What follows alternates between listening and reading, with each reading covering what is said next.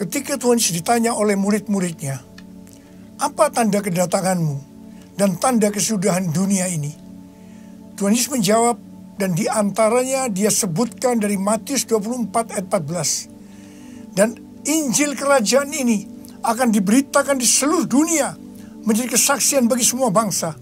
Sesudah itu barulah tiba kesudahannya. Jadi Tuhan Yesus akan datang kembali kalau Injil kerajaan sudah diberitakan ke seluruh dunia menjadi kesaksian bagi semua bangsa.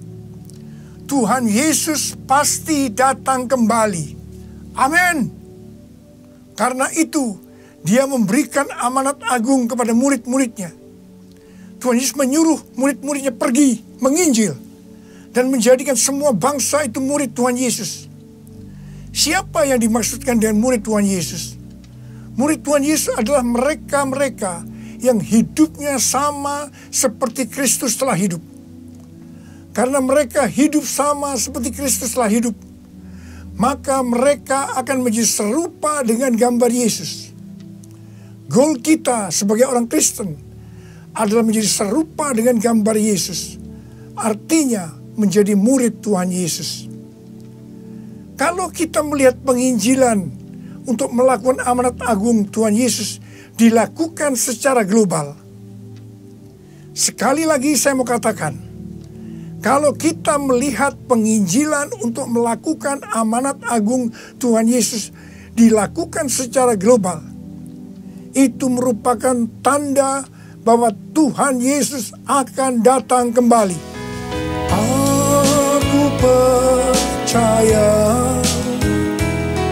berkat-Mu atasku melimpah, kebajikan, kemurahan selalu mengikutiku. Ku puji, ku sembah Kau Tuhan. Ku puji, ku sembah Kau Tuhan. Ku puji, ku sembah Kau Yesus. Kita baru saja menyelesaikan puasa nasional selama 40 hari. Dari tanggal 1 Maret sampai dengan 9 April 2020. Puasa ini diumumkan oleh Jaringan Doa Nasional dengan persetujuan aras-aras nasional di Indonesia, yang menjadikan puasa ini puasa nasional untuk menyambut Paskah. Pada tanggal 2 Maret 2020, berarti sehari setelah memulai puasa, Bapak Presiden Jokowi mengumumkan bahwa COVID-19 masuk ke Indonesia. Jadi selama 40 hari berpuasa, hal-hal ini yang terjadi. COVID-19 sebagai pandemi yang menyebar ke seluruh dunia. Hidup sudah tidak nyaman lagi karena tidak banyak pilihan. Di rumah saja. Kita dikejutkan oleh berita banyak orang-orang yang kita kenal terinfeksi COVID-19 dan tidak sedikit dari mereka yang meninggal. Ekonomi dunia mulai memasuki resesi. Banyak orang-orang yang kehilangan pekerjaan. Orang-orang dalam keadaan ketakutan, kekhawatiran, dan kepanikan. Saya akan sharing apa yang melatar belakangi puasa nasional 40 hari ini. Pada tanggal 27 Mei 2017, ada pertemuan bersejarah di Jenewa, Swiss. Pertemuan ini bermaksud untuk mengatasi perpecahan internal yang memisahkan orang-orang Kristen. Untuk itu, 25 para pemimpin dari organisasi-organisasi dunia hadir pada waktu itu. Mereka mewakili 4 organisasi. Yang pertama, Dewan Gereja-Gereja Sedunia.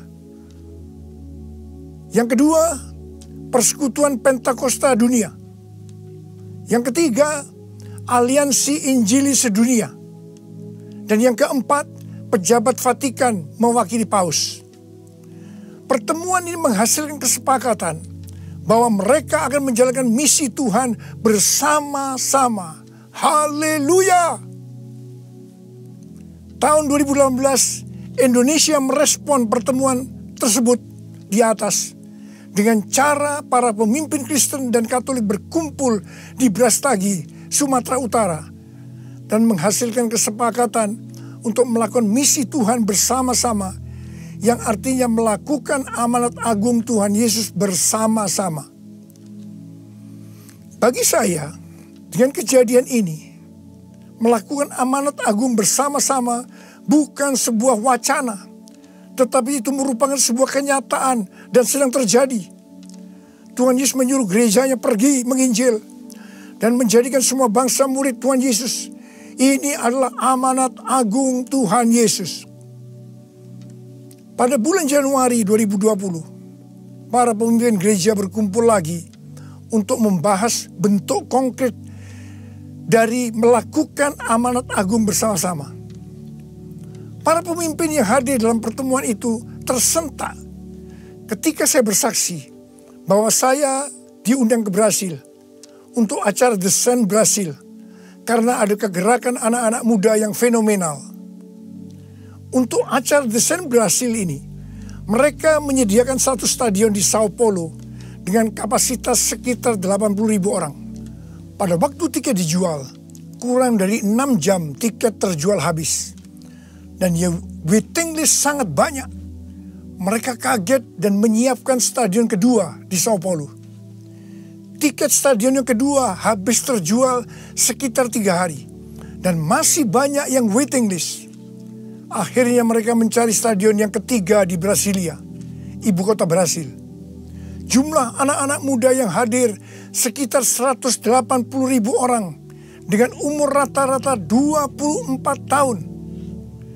Acara The Sun Brasil diadakan pada tanggal 8 Februari 2020 dari jam 10 pagi sampai jam 10 malam, selama 12 jam non-stop. Pujian, penyembahan, dan khotbah saling bergantian. Terjadi kebangunan rohani yang fenomenal di antara anak-anak muda. Saya ke sana untuk mengimpartasikan Pentakosta yang ketiga. Setelah kami semua mendengar kesaksian tentang Brasil ini, maka bentuk konkret apa yang akan kita lakukan untuk melakukan amanat agung ini diputuskan setelah saya pulang dari Brasil. Ketika di Brasil, saya bertemu dengan para pemimpin Kristen, dan kita semua sepakat bahwa Indonesia dan Brasil akan dipakai Tuhan untuk memimpin gerakan anak-anak muda. Haleluya! Setelah pulang dari Brasil, saya mendapatkan 2 hal yang akan kita lakukan ke depan. Yang pertama, gerakan ini akan dimotori oleh anak-anak muda. Yang kedua, kita harus puasa selama 40 hari. Dari tanggal 1 Maret sampai dengan 9 April 2020. Dalam puasa 40 hari ini, saya mendapatkan nubuatan dari Chuck Pierce, di mana pada tanggal 26 Januari dia bernubuat bahwa dia melihat ada satu wabah yang besar yang datang menyerbu untuk menguji kita sampai Paskah. Apa yang saudara rasakan selama puasa 40 hari ini? Bagi saya, melalui pandemi COVID-19 ini, saya oleh Tuhan dibersihkan, dimurnikan, disucikan. Yang pasti semua ini sangat menyakitkan. Saya percaya kita juga akan mengalami hal yang sama. Kita sedang dipersiapkan oleh Tuhan untuk suatu pekerjaan yang besar sebelum Tuhan datang kembali, yaitu dalam era Pentakosta ketiga, untuk menyelesaikan amanat agung Tuhan Yesus.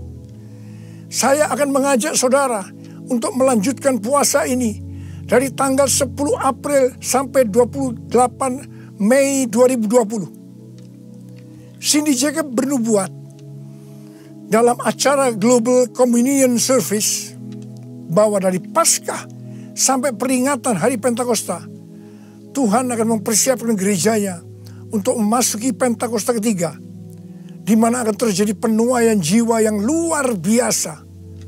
Mujizat-mujizat akan terjadi di seluruh dunia. Kesembuhan juga terjadi luar biasa. Pohon-pohon yang berbicara tentang bangsa-bangsa akan digoncang-goncang. Dan buah dari pohon itu, yaitu tuaian, akan jatuh. Dan dikatakan, Jangan sampai buah itu membusuk. Chuck Pierce juga bernubuat bahwa dengan tuntunan Tuhan selama 49 hari dari Paskah sampai Pentakosta, kita harus mendeklarasikan kemenangan. Kita memasuki peperangan rohani melawan iblis. Chuck Pierce minta agar secara profetis kita menumpangkan tangan pada bagian belakang pintu masuk rumah kita dan menghardik kuasa kegelapan yang akan menyerang keluarga kita. Kita katakan, pergi di dalam nama Tuhan Yesus. Darah Tuhan Yesus melindungi kita. Akan terjadi pemulihan kasih karunia Tuhan. Dan akan terjadi gerakan pengampunan yang dahsyat melalui gerejanya. Saya percaya itu akan membuat gereja Tuhan menjadi satu. Unity. Karena gereja Tuhan harus unity.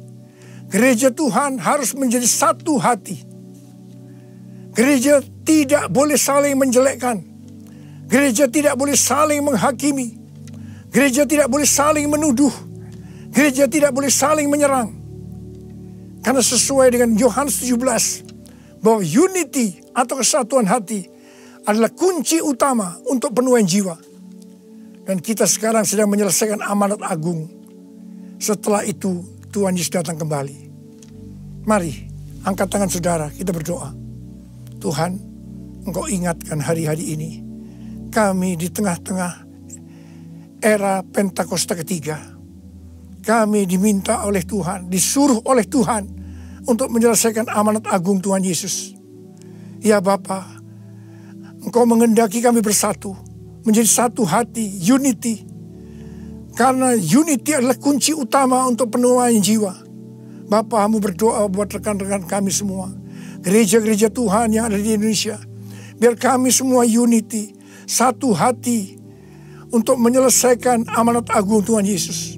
Berkati kami semua. Tuhan, anak-anak-Mu diberkati. Engkau menyembuhkan mereka yang sakit.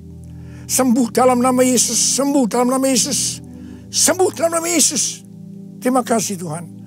Dalam nama Yesus kami berdoa. Amin.